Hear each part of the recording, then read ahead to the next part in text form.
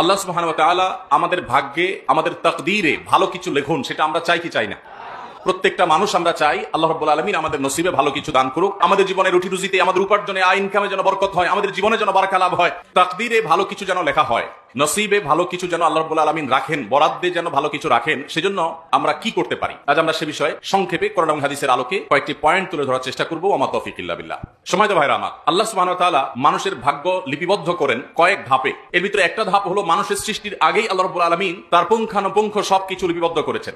মানুষের তাকদীরের আরেকটি স্তর হলো আল্লাহ রাব্বুল আলামিন, আমরা যখন সবাই আদম আলাইহিস সালামের পিঠে তার সমস্ত আগত সন্তানরা ছিল, আজ আধুনিক প্রযুক্তি এমন পর্যায়ে পৌঁছেছে যে ছোট ছোট ডিভাইসের মধ্যে কোটি কোটি বিলিয়ন বিলিয়ন মানুষের তথ্য সংরক্ষণ করা সম্ভব। অথচ প্রিয় নবী সাল্লাল্লাহু আলাইহি ওয়াসাল্লামের এই হাদিস যখন আমরা জানলাম, তখন সেই 1450 বছর আগে মানুষ এটা কোনোভাবেই ধরতে পারে না কিভাবে একজন মানুষের পিঠে তার অনাগত সন্তান, কোটি কোটি মানুষ, শত শত কোটি মানুষ কিয়ামত পর্যন্ত আসবে, তাদের সবার ডাটা, তাদের সবার সংক্ষিপ্ত ভার্সন, তাদের সবাইকে আল্লাহ রাব্বুল আলামিন ওখানে উপস্থিত রেখেছেন। কিভাবে সম্ভব? এটা তখন হয়তো বুঝে আসা কঠিন ছিল, কিন্তু আজকে আধুনিক প্রযুক্তির এই সময়ে আমাদের সামনে এটা বুঝে আসা একেবারে দিনের আলোর মতো পরিষ্কার এবং সহজ। তো যাই হোক, সেই সময় আল্লাহ রাব্বুল আলামিন মানুষের ভাগ্য নির্ধারণ করে থাকেন। আবার আল্লাহ সুবহানাহু ওয়া তাআলা প্রত্যেকটা মানুষকে নিজের মাতৃগর্ভে যখন থাকে, তখন তার ভাগ্যে কি থাকবে না থাকবে, সে ভালো হবে মন্দ হবে, শাকিয়ুন আম সাঈদুন, আল্লাহ রাব্বুল আলামিন সেটা লিপিবদ্ধ করেন মাতৃগর্ভে থাকা অবস্থায়। মানুষের ভাগ্য লিপিবদ্ধের আরেকটি স্তর হলো প্রতি বছর আল্লাহ রাব্বুল আলামিন সারা বছরের ভাগ্য লিপিবদ্ধ করে থাকেন। আল্লাহ সুবহানাহু ওয়া তাআলা আমাদের যে ভাগ্য বছরে একবার লিপিবদ্ধ করে থাকেন, সেটা ঠিক কোন সময়টা? সূরা দুখানের দিকে তাকালে আমরা দেখি আল্লাহ সুবহানাহু ওয়া তাআলা বলেছেন সূরা দুখানের 3 এবং 4 নম্বর আয়াতে,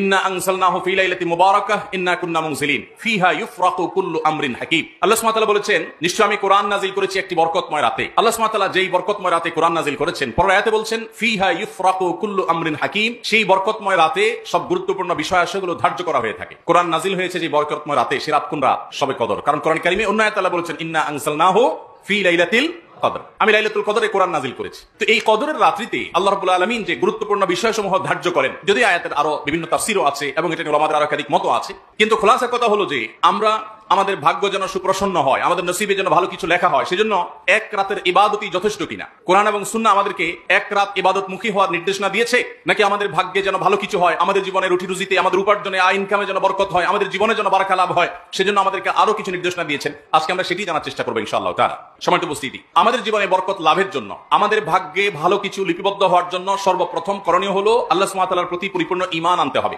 নির্ভেজাল শিরক মুক্ত ঈমান আনয়ন করা হলো আল্লাহর তরফ থেকে আমাদের জন্য, আমাদের নসিবে ভালো কিছু হওয়ার জন্য প্রধান এবং প্রথম শর্ত। দুনিয়াতে একজন মানুষকে আল্লাহ সুবহানাহু ওয়া তাআলা বিপুল সম্পদ দিয়েছেন, অনেক আয় উপার্জনের পথ দিয়েছেন, কিন্তু তাকে যদি অনন্ত অসীমকালের জাহান্নামে আল্লাহ তাআলা নিক্ষেপ করেন, তাহলে তার এই আয় উপার্জন, তার বিপুল পরিমাণ, অঢেল পরিমাণ সম্পদের 2 পয়সার কোনো মূল্য থাকতে পারে না। একজন মানুষ যখন ঈমান আনার তৌফিক হয়, আল্লাহ যখন তাকে ঈমানদার হওয়ার তৌফিক দান করেন, এটি হলো তার সৌভাগ্যের প্রধান এবং প্রথম সোপান এবং সিঁড়ি। এর মাধ্যমে সে সৌভাগ্যের পথে প্রবেশ করে। তার সৌভাগ্যবান হওয়ার লক্ষণই হলো আলামতি হলো তার ঈমানদার হওয়া। আর কিছু না হোক, ঈমানের কারণে যদি সে তাওহীদের উপর প্রতিষ্ঠিত থাকে, শিরক থেকে নিজেকে মুক্ত রাখতে পারে আর ঈমান নিয়ে দুনিয়া থেকে যেতে পারে, তাহলে ইনশাআল্লাহ একদিন না একদিন সে যত গুনাহই করুক না কেন, শিরকে আকবর, কুফরে আকবর যদি না করে থাকে, ইনশাআল্লাহ সে একদিন জান্নাতে যাবে। এটা হলো তার সৌভাগ্যের সবচেয়ে বড় মাধ্যম। এই জন্য সৌভাগ্যশীল মানুষ হওয়ার জন্য সর্বপ্রথম শর্ত হলো ঈমান আনয়ন করা আল্লাহর প্রতি, আখিরাতের প্রতি, নবী রাসূলগণের প্রতি, আসমানি কিতাব সমূহের প্রতি। যে ঈমান হবে নির্ভেজাল, যে ঈমান হবে নিঃসংকোচে। আজ আমার স্কুল কলেজ পড়ুয়া সাধারণ অনেক ভাই বোনেরা আছেন, অনেক সাধারণ মুসলমানরা আমরা আছি, যাদের মধ্যে সংশয়বাদ কাজ করে। সৈয়দ আবুল হাসান আলী আন-নদভী রাহমাতুল্লাহি আলাইহি ভারতবর্ষের স্বনামধন্য এবং প্রথিতযশা আলেমে দ্বীন এবং আল্লাহওয়ালা মানুষগুলোর মধ্যে থেকে একজন ছিলেন। সৈয়দ আবুল হাসান রাহমাতুল্লাহি আলাইহি মুসলিম বিশ্বের নোবেল খ্যাত বাদশাহ ফয়সাল অ্যাওয়ার্ড প্রাপ্ত ভারতবর্ষের হাতে গোনা কয়েকজন মনীষীর একজন ছিলেন। তিনি সৌভাগ্যশীল মানুষের সবচেয়ে বড় আলামত যে ঈমান, সবচেয়ে গুরুত্বপূর্ণ বিষয় যে তার আল্লাহর প্রতি ঈমান আনয়ন করা, এবং এর মাধ্যমে যে সে সৌভাগ্যের চাবিকাঠি আল্লাহর পক্ষ থেকে প্রাপ্ত হবে, এর মাধ্যমে যে সে আল্লাহর পক্ষ থেকে সৌভাগ্যের অধিকারী হবে, এবং ঈমান আনার কারণে যে তার আল্লাহর কাছে শুকরিয়া আদায় করা দরকার, এটা তার বিভিন্ন বক্তব্যতে, বিভিন্ন লেখনীতে তিনি বিস্তারিতভাবে তুলে ধরার চেষ্টা করেছেন। সমাজ ভাইরা আমার, এই সৌভাগ্যবান মানুষের প্রথম শর্ত হলো আমাদের ঈমানটাকে খাঁটি করতে হবে, নির্ভেজাল করতে হবে, এটা নিয়ে দুনিয়া থেকে যাওয়ার চেষ্টা করতে হবে। আল্লাহ আমাদেরকে তৌফিক দান করুন। দ্বিতীয়ত, সৌভাগ্যশীল মানুষ হওয়ার জন্য আমাদের সবাইকে সারা বছর আল্লাহর ইবাদত বন্দেগীতে মাশগুল থাকতে হবে, সকল প্রকার গুনাহ এবং হারাম থেকে বেঁচে থাকতে হবে। আমরা অনেকে আছি এক রাত ইবাদত বন্দেগী করে আল্লাহ রাব্বুল আলামিনকে আমাদের ভাগ্যের জন্য ভালো কিছু লেখা হয় তার জন্য দোয়া করি, কান্নাকাটি করি এবং মনে করি এটা যথেষ্ট। এটা আমাদের একটি জীবনের ভুল এবং জীবনের একটা ভ্রান্ত ধারণা যে এক রাতের ইবাদত আমার সারা বছরের ইবাদতের জন্য যথেষ্ট হবে। প্রকৃত অর্থে আপনার আমাকে আমাদের ভাগ্যে যেন ভালো কিছু লেখা হয় তার জন্য সারা বছর আল্লাহর ইবাদত বন্দেগী করতে হবে। আল্লাহ সুবহানাহু ওয়া তাআলা বলেছেন, ওয়ালাউ আন্না আহলাল কুরআ আমানু ওয়াত্তাকাউ লাফাতাহনা আলাইহিম বারাকাতিম মিনাস সামা। যদি কোনো জনপদের লোকেরা ঈমান আনে এবং তাকওয়া অবলম্বন করে, আল্লাহ সুবহানাহু ওয়া তাআলা আসমান থেকে বরকতের সমস্ত দুয়ারগুলো, দরজাগুলো সব উন্মুক্ত করে দিবেন। অতএব ভাগ্য সুপ্রসন্ন হওয়ার জন্য ঈমান এবং তাকওয়া অবলম্বন করা, ঈমান আনা এবং তাকওয়া অবলম্বন করা জরুরি। আল্লাহ তাআলা আমাদের সবাইকে তাকওয়া অবলম্বন করার তৌফিক দান করুন। তাকওয়া হলো আল্লাহর সমস্ত আদেশগুলো মেনে চলা এবং সকল হারাম থেকে বেঁচে থাকা। এটা হলো তাকওয়ার খুলাসা, এটা হলো তাকওয়ার নির্যাস। এই তাকওয়া অবলম্বন করলে সেই লোক হবে প্রকৃত অর্থে আল্লাহর কাছে সৌভাগ্যশীল। সম্মানিত উপস্থিতি, আল্লাহ সুবহানাহু ওয়া তাআলার কাছে সৌভাগ্যের অধিকারী হতে হলে, তার কাছে এই বিষয়ে আবেদন করে সেটি মঞ্জুর করাতে হলে আমাদেরকে সারা বছর আল্লাহর দাসত্ব এবং গোলামি করতে হবে। আমরা ছোট একটা উপমা দিতে পারি। কোন জনপ্রতিনিধি তার কোন কর্মী যদি বছর জুড়ে তার কোনো খোঁজ খবর না থাকে, তার কোনো সময় কাজে না আসে, হঠাৎ করে যখন রেশন দেয়, হঠাৎ করে যখন তাকে বিভিন্ন লোকজনের জন্য নানা রকম সুযোগ সুবিধা দেওয়া হয়, কর্মী যদি তখন নেতা সাহেবের কাছে হাজির হয়ে যায়, নেতা সাহেব তখন তার উপরে বিরক্ত হবে, তাকে কিছু দিতে চাইবেন না, কারণ তাকে সারা বছর দেখা যায় নাই, শুধু ভাগ নেওয়ার সময় হাজির হয়ে গেছে। আর যদি সারা বছর তার জন্য কাজ করে, তার কথা শুনে, তাহলে সবার আগে তার ভাগটা রাখবে। ঠিক একইভাবে আল্লাহ সুবহানাহু ওয়া তাআলা বরাদ্দ পেতে হলে, তাকদীরে ভালো কিছু পেতে হলে, ভাগ্যে ভালো কিছু লেখা হোক সেটা চাইলে আমাদেরকে সারা বছর জুড়ে ইবাদতবন্দি করতে হবে, 5 ওয়াক্ত সালাত নামাজ পড়তে হবে, সকল হারাম থেকে বেঁচে থাকতে হবে, আল্লাহর গোলামি করতে হবে, গুনাহমুক্ত জীবন যাপন করতে হবে, তাকওয়ার জীবন অবলম্বন করতে হবে। আল্লাহ সুবহানাহু ওয়া তাআলা আমাদের জীবনে বরকতের দুয়ার, সৌভাগ্যের দুয়ার খুলে দিবেন এবং আমাদের জন্য আল্লাহ তাআলা ভাগ্যে ভালো কিছু লিপিবদ্ধ করবেন। অতএব একজন ইমানদার হিসেবে সারা বছর জুড়ে আমাদের নেক আমল করতে হবে, যেন আমাদের ভাগ্য সুপ্রসন্ন হয়, নসিবে যেন ভালো কিছু লেখা হয়। আল্লাহ আমাদেরকে তৌফিক দান করুন। নাম্বার 3, সকল প্রকার পাপাচার, সকল প্রকার গুনাহ এবং অপরাধ, হারাম থেকে স্পেশালি বিশেষভাবে বাঁচার চেষ্টা করতে হবে। প্রথমটা আমভাবে বলেছি, বিশেষভাবে আল্লাহর অবাধ্যতার কাজগুলো থেকে বেঁচে থাকতে হবে। আমরা অনেকে 5 ওয়াক্ত নামাজ পড়ি, রমজানে রোজাও রাখি, আবার অনেক হারামে লিপ্ত। আমরা অনেকে অনেক ভালো ভালো কাজ করি, কিন্তু আবার অনেক খারাপ কাজে তলে তলে লিপ্ত। আমরা চোখের জেনা করি, আমরা কানের জেনা করি, আমরা মনের জেনা করি, আমরা বহুবিধ গুনাহে লিপ্ত, অথচ বাহ্যিকভাবে আমরা অনেক নামাজ রোজা ইত্যাদি করি। ভাইরা আমার, আমাদের নসিবে ভালো কিছু লিপিবদ্ধ হওয়ার জন্য, আল্লাহর রহমতের অধিকারী হওয়ার জন্য আমাদেরকে গুনাহমুক্ত জীবন গড়তে হবে। গুনাহমুক্ত জীবন গড়লে আল্লাহ রাব্বুল আলামিন আমাদের জীবনে বারাকা দান করবেন ইনশাআল্লাহ তাআলা। 4 নম্বর হলো, যদি কখনো গুনাহ হয়ে যায় তাহলে তওবা করতে দেরি করা যাবে না, দ্রুততার সাথে তওবা এবং ইস্তেগফার করতে হবে। গুনাহ থেকে বান্দা যখন তওবা করে, ইস্তেগফার করে, আল্লাহ রাব্বুল আলামিন সাথে সাথে বান্দার তওবা যদি শর্ত পূরণ করে তওবা করে, তওবাকে কবুল করেন। এবং তওবা হলো গুনাহের পথ থেকে ফিরে আসা, গুনাহের পথ থেকে ফিরে আসা। তওবার পাশাপাশি ইস্তেগফারও করতে হয়। আমরা অনেকে তওবা এবং ইস্তেগফারের পার্থক্য জানি না। তওবা হলো কোন একটা পাপ আপনি করতেন, সেটা ছেড়ে চলে আসেন, এটা হলো তওবা। আর ইস্তেগফার হলো আগে যে পাপটা হয়ে গেছে, গুনাহটা হয়ে গেছে, তার জন্য আল্লাহ সুবহানাহু ওয়া তাআলার কাছে চোখের পানি ছেড়ে দিয়ে একান্তে ক্ষমা প্রার্থনা করা, মাপ চাওয়া, এটা হলো ইস্তেগফার। ইস্তেগফার এবং তওবা এটা আমাদের বরকতের দুয়ারকে উন্মুক্ত করে, আমাদের জন্য নসিবে ভালো কিছু আল্লাহ তাআলা বিবদ্ধ করেন এর মাধ্যমে। সূরা নূহ আল্লাহ রাব্বুল আলামিন বলেছেন, নূহ আলাইহিস সালাম তার জাতিকে নির্দেশ দিয়েছেন, ফাকুল তুস্তাগফিরু রাব্বাকুম ইন্নাহু কানা গাফফারা ইউরসিলিস সামাআ আলাইকুম মিদরারা ওয়া ইউমদিদুকুম বিআমওয়ালিন ওয়া বানিন ওয়া ইয়াজআল লাকুম জান্নাতিন ওয়া ইয়াজআল লাকুম আনহারা। নূহ আলাইহিস সালাম বলেছেন তার জাতিকে যে তোমরা তোমাদের রবের ইস্তেগফার করো, আল্লাহর কাছে ক্ষমা প্রার্থনা করো, তাহলে কি হবে? আল্লাহ রাব্বুল আলামিন তোমাদের গুনাহ মাফ করবেন। আল্লাহ সুবহানাহু ওয়া তাআলা তোমাদের জন্য, তোমাদের উপার্জনে, তোমাদের সম্পদে, তোমাদের ফল ফসলে বারাকা দান করবেন, সেগুলো বৃদ্ধি করবেন। ওয়া ইউমদিদুকুম বিআমওয়ালিন ওয়া বানিন, তোমাদের সন্তান এবং অর্থ সম্পদ ইত্যাদি দিয়ে তোমাদের সমৃদ্ধ করবেন। তাহলে সৌভাগ্যের জন্য, সৌভাগ্যবান হওয়ার জন্য আমাদের বেশি বেশি ইস্তেগফার করতে হবে, তওবা করতে হবে। এটি হলো সৌভাগ্যবান হওয়ার জন্য, ভাগ্যের জন্য ভালো কিছু লেখা হয় তার জন্য চতুর্থ কারণ। নাম্বার 5, সব সময় আল্লাহর ফায়সালায় খুশি হওয়া, এটা হলো সৌভাগ্যবান মানুষ হওয়ার পূর্ব শর্ত। আমরা অনেকে যখন আমার নিজের হিসেব মতো আল্লাহর কাছ থেকে পেয়ে যাই, তখন আমরা অনেক খুশি হই, আলহামদুলিল্লাহ বলি। আবার যখন আমার হিসাবের বাইরে দেখা যায় যে আল্লাহ সুবহানাহু ওয়া তাআলার কাছে চাইলাম একটা আর পাইলাম আরেকটা, তখন আমাদের মুখ দিয়ে আলহামদুলিল্লাহ বের হওয়া তো দূরের কথা, আমাদের মুখটা কালো হয়ে যায়, আমরা নাখোশ হয়ে যাই, আমরা মন খারাপ করে ফেলি। এটা কোন ইমানদারের বৈশিষ্ট্য হতে পারে না। একজন ইমানদার তিনি সুখে যেমন আল্লাহ তাআলার শুকরিয়া আদায় করবেন, দুঃখেও আল্লাহ রাব্বুল আলামিনের ফয়সালাকে মেনে নেবেন। মনে রাখবেন, ইমানদারের জন্য এটা অনেক বড় পরীক্ষার ব্যাপার যে ইমানদার তার সারা জীবনে আল্লাহ রাব্বুল আলামিনের সকল দানে যেমন খুশি হবে, কোন কষ্ট, কোন দুঃখ এটাতে নিপতিত হলে সে সবর করবে, কারণ আমার এই দুঃখ কষ্টের পেছনে আর কিছু না হোক, সবর করলে আল্লাহর কাছে বিনিময় নিশ্চিত।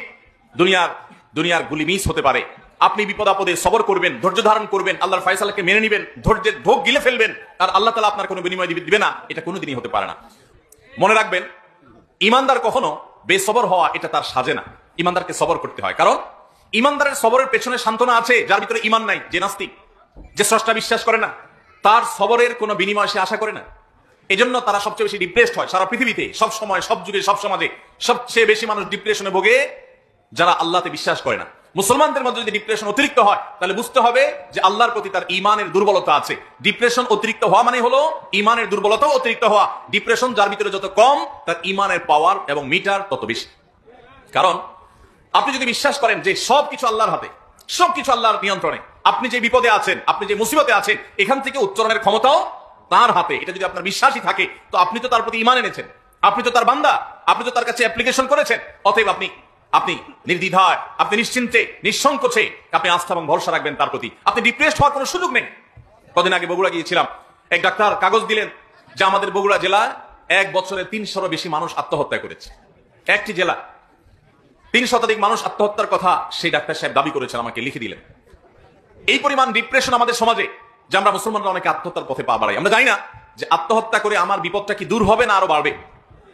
আত্মহত্যা করলে কি বিপদ থেকে মুক্তি মিলবে নাকি আরো বড় বিপদে ধাবিত হলাম? কিন্তু আমাদের সে বিশ্বাস দুর্বল হওয়ার কারণে আমরা আজ ডিপ্রেশনে চলে যাচ্ছি। তো যেটা বলছিলাম, ইমানদার যদি সবর করতে পারে তার বিনিময়ে আল্লাহ সুবহানাহু ওয়া তাআলা কোনো হিসেব ছাড়া দিবেন, হিসেব ছাড়া। কোরআন তেলাওয়াত করেনওয়ালা মুসলমান পাবেন, নফল নামাজ পড়নেওয়ালা মুসলমান পাবেন, কিন্তু সবরওয়ালা মুসলমান খুব কম পাবেন।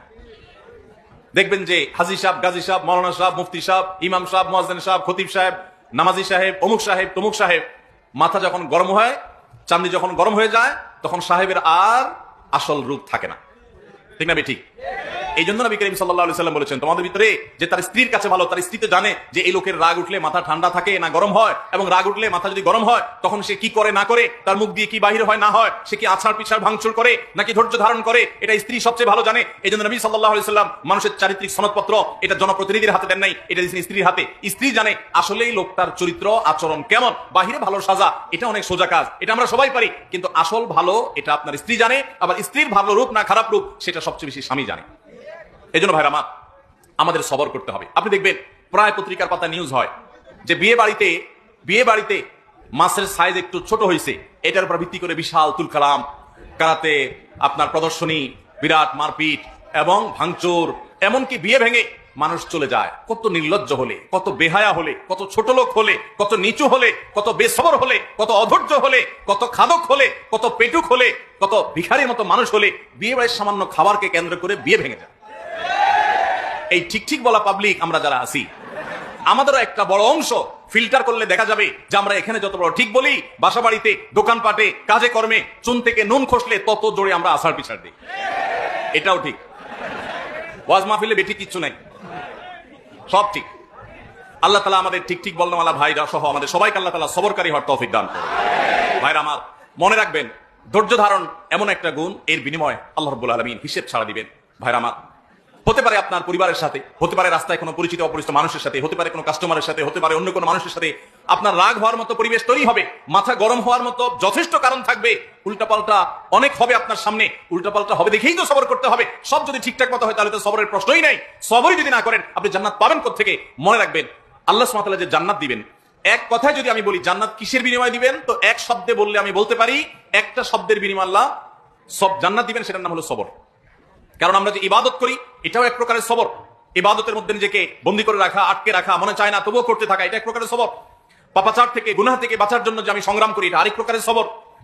মাথার সামনে উল্টাপাল্টা হয়, মাথা গরম হওয়ার মতো যথেষ্ট কারণ থাকে, বহু উল্টাপাল্টা হয়, বিপদ আপদ হয়, মানুষ অনেক ঝামেলা তৈরি করে, মাথাটা গরম হয়ে যায়। গরম হলে মাথাকে ঠান্ডা রেখে সমাধান করা, প্রয়োজনে তাকে বিচারের মুখোমুখি করা, প্রয়োজনে তার উপযুক্ত শাস্তি নিশ্চিত করা। কিন্তু তাই বলে ইমানদার কখনো মুখ খারাপ করতে পারে না।